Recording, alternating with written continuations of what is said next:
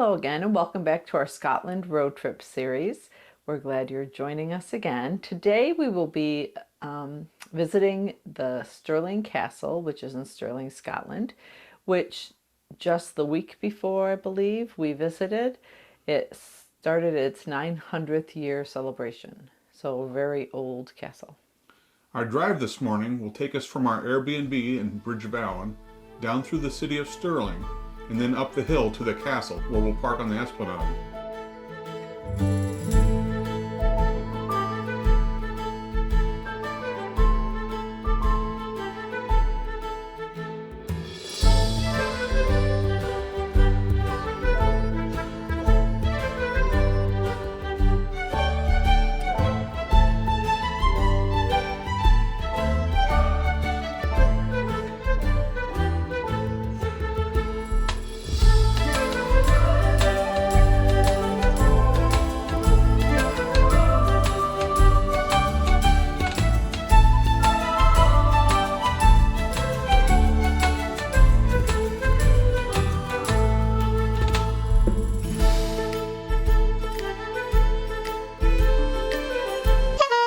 Yes, that is a tractor in the city.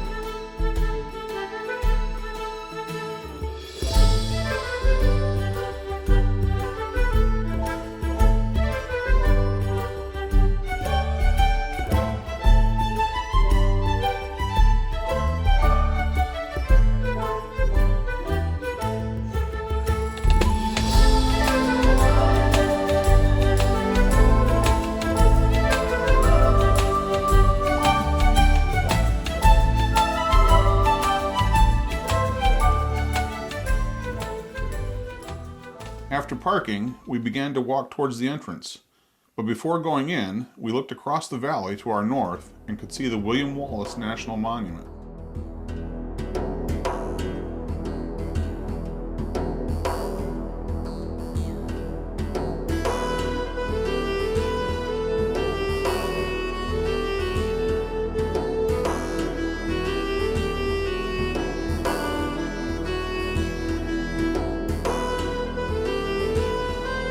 Turning back toward the entrance, we were greeted by a statue of Robert the Bruce.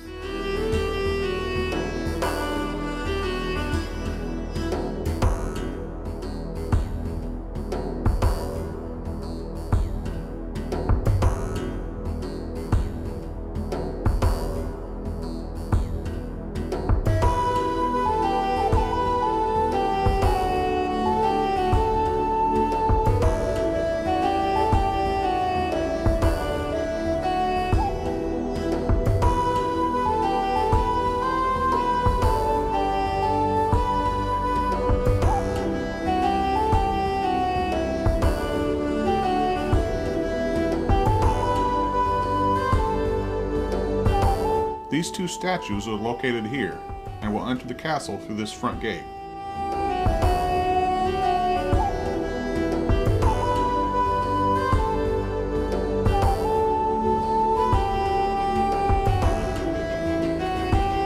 We met our guide, who we thought was very interesting and informative, here in the outer close.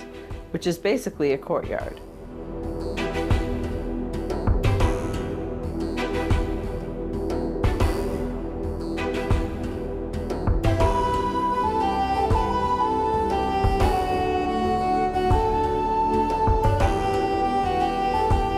Then, from there, we would proceed to the inner close, and after giving us a crash course in the history of Stirling Castle, our guide released us to begin exploring on our own.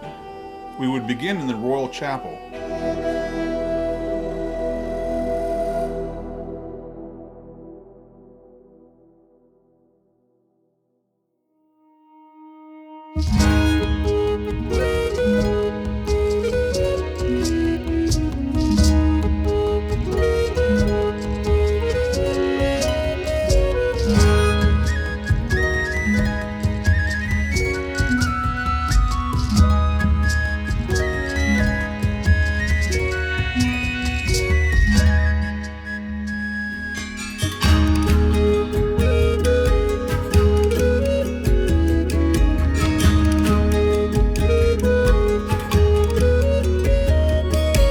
Once back outside, we would take a quick look around at the buildings before deciding to enter the Great Hall next.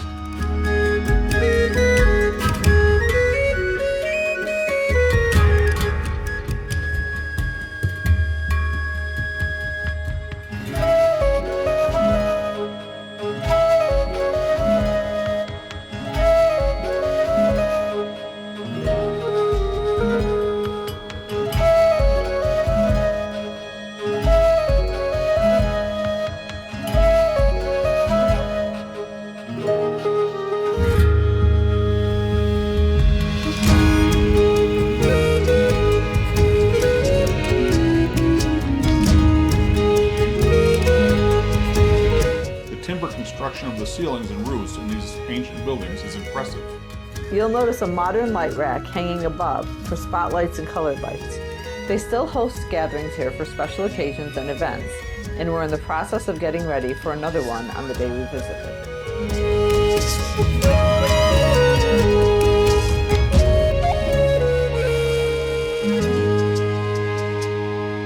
Up above in the back, on what is called the gallery, where traditionally the musicians would be stationed and perform from, we could see what looked like to be where the audio and video control station was set up.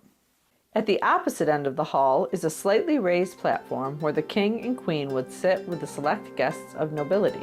Obviously, there were no long feasting tables or chairs set up on this day, but a reproduction double throne seat was available for those who wished to take their photos.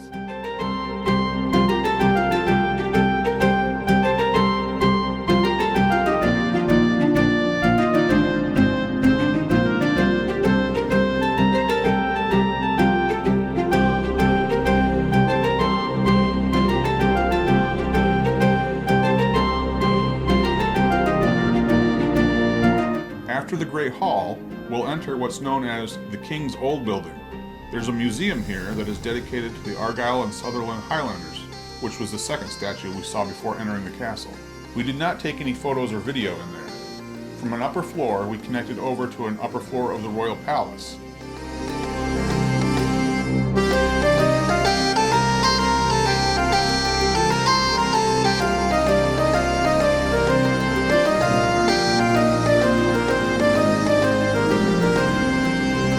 In this next video clip, we'll be looking out of this window down to Queen Anne's garden.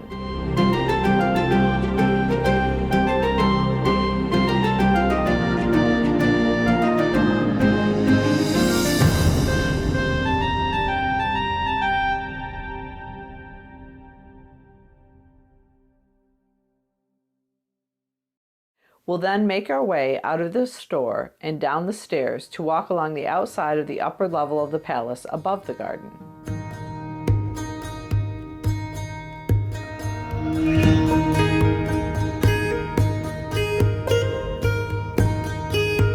If you haven't noticed in some of our previous videos, or didn't otherwise already know this, the unicorn is Scotland's national animal, similar to how the eagle is our national bird here in the United States. It has been a symbol of Scotland for over 600 years. It first appeared on the Scottish royal coat of arms in the 12th century and was adopted as the national animal by King James II in the 15th century. You will see it often in paintings, tapestries, and heraldry in Stirling and Edinburgh, as well as in various monuments and other carvings around the country.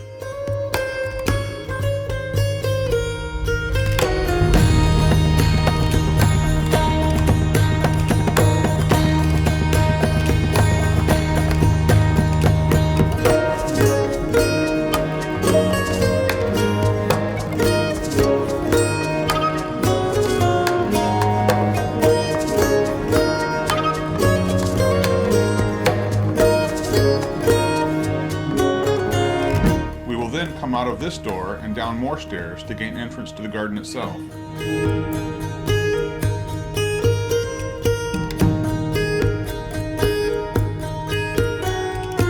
The unicorn symbolism comes from an amalgamation of sources. Historically, it is believed to be, in a large part, taken from Celtic mythology, where the unicorn represents purity, innocence, power, and masculinity, and it is also associated with tales of chivalry and dominance. In some religious settings and some artwork, however, it is also thought to have been adapted to represent Christ for the same qualities.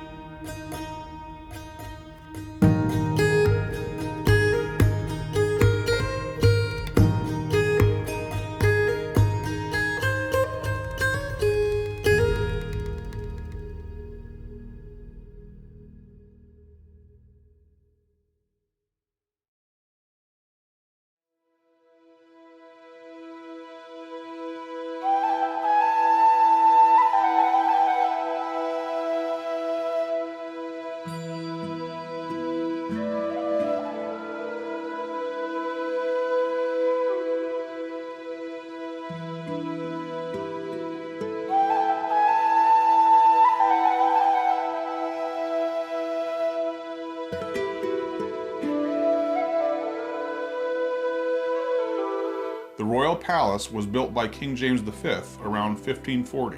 He thought very highly of himself, as he included various statues of both historical and mythological characters around the upper facade of this building, and then had one of himself added that was set just a bit higher than all the rest.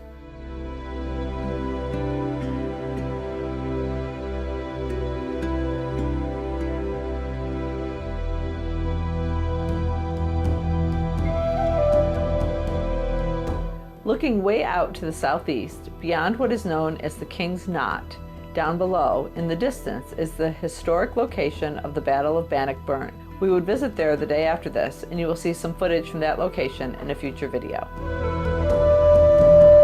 Now, we'll re-enter the royal palace through this tunnel passage and then continue from a south entrance through more of the displays in several restored rooms on the lower floor of the royal palace.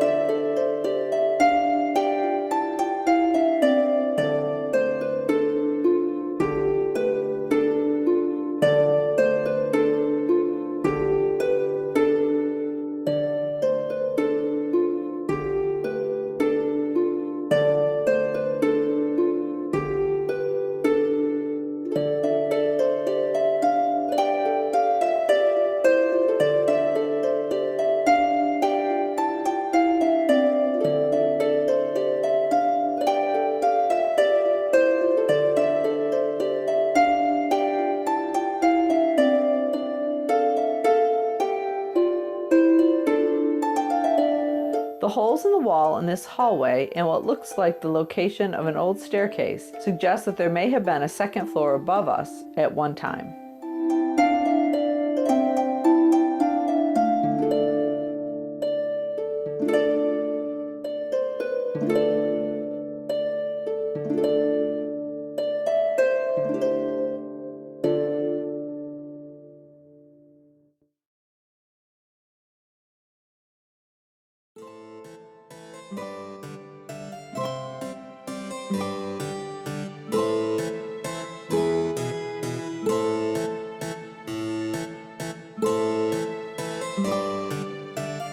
Notice the unicorns in the wall decoration, and again over the fireplace.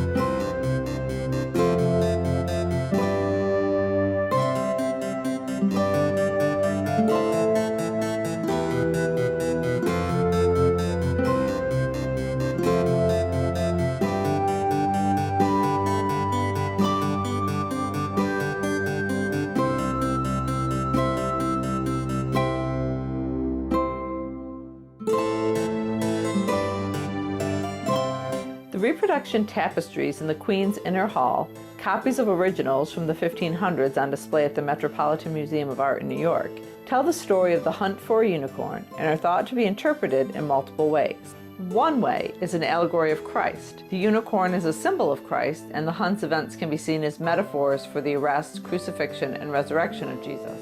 Another way is the allegory of marriage. The unicorn's taming by a virgin can be seen as a metaphor for the devotion and subjugation of love in a marriage. Besides the unicorn, the tapestries include many other animals and birds with symbolic meanings, such as the pheasants, which represent human love, and the lions, panther, and stag, which represent Christ, love, fidelity, and courage. The hyena represents the devil and man's evil.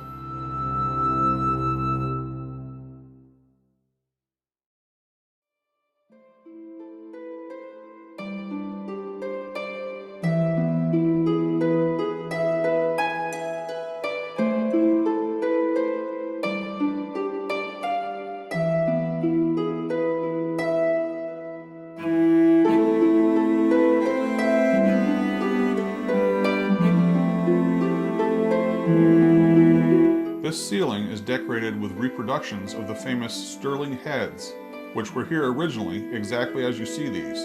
They were a series of large oak portrait medallions carved three-dimensionally and made around the year 1540 when the palace was built.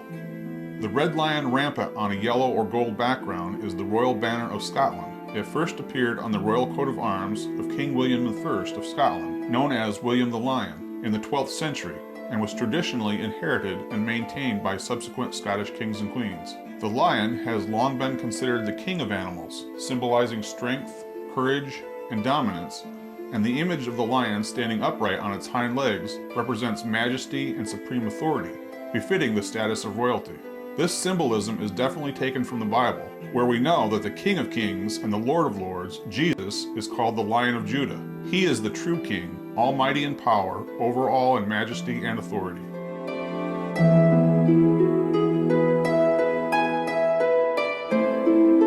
We exited the palace by a door within the inner close and would proceed to the outer close under an archway through which the kings and queens would pass from the royal palace to the Great Hall.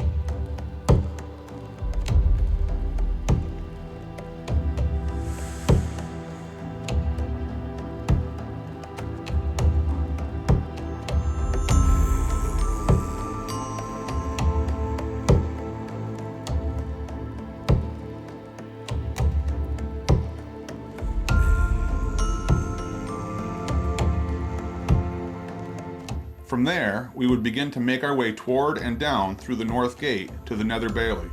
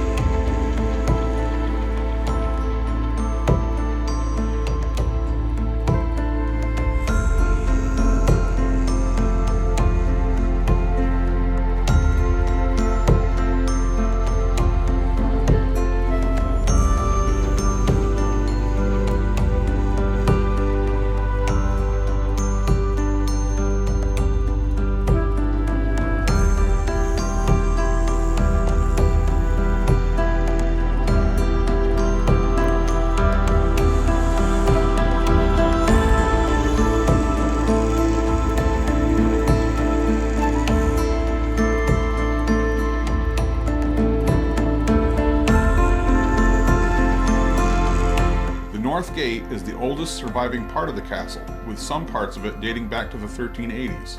It was built on the foundations of a gatehouse commissioned by King Robert II, grandson of Robert the Bruce, and was designed to be a well-defended back door to the castle's main area.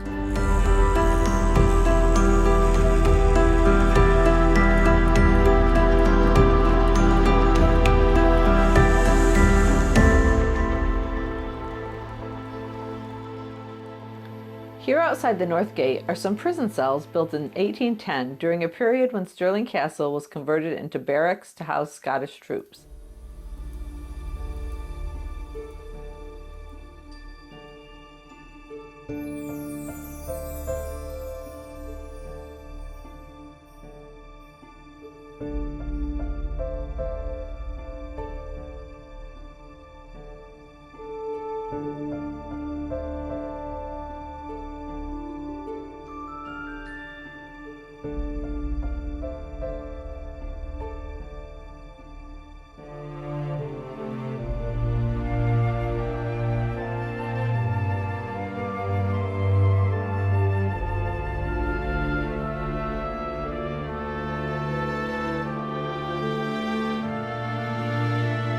The Nether Bailey had multiple uses throughout the castle's history, including stables, food stores, and workshops, gunpowder stores, and a guardhouse.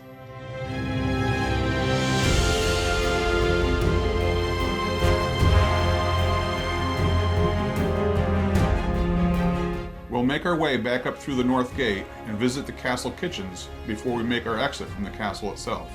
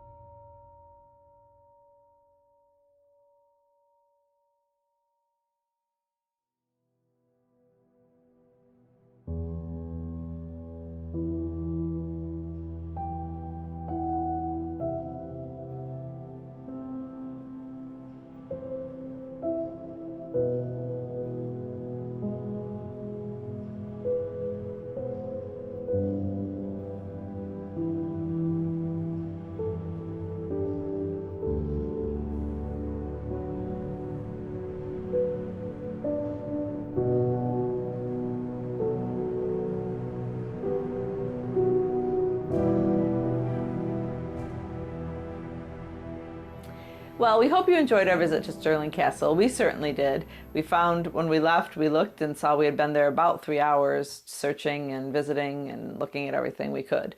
And I still feel like we probably missed a lot. But anyway, if you enjoyed this, please give us a thumbs up. And also feel free to share this video with others you think might like it. And also leave a comment, ask a question down below, and we will be sure to answer you. And as always, if you aren't already a member of our YouTube family, go ahead and click on that subscribe button down below this video and click on the bell for notifications when it pops up so you can be notified when we upload new videos. It's all free and it really helps our channel grow and get suggested to other viewers like you who may also want to see where we traveled in Scotland. Thanks in advance. We look forward to seeing you again soon. Coming up in a future video, we'll share where we headed after leaving Stirling Castle on May 12th. We took a short drive that afternoon to visit Doune Castle, once the home of Robert Stewart, Regent Albany, often called Scotland's uncrowned king. We hope you'll come back and join us for more adventures on our Scotland road trip.